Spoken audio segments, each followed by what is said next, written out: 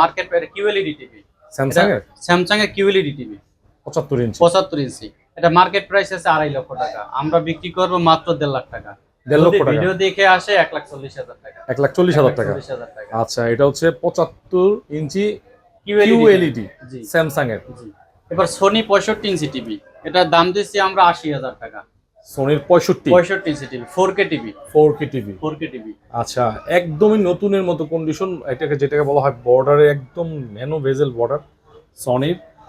ওকে, আপনার এটার দাম দিচ্ছি আমরা 80,000 টাকা। 80,000 যদি ভিডিও দেখে আসে 3,000 টাকা কম, 77,000 টাকা। জান আরো 2,000 টাকা কম, কত হইলো তাহলে? 75,000 টাকা।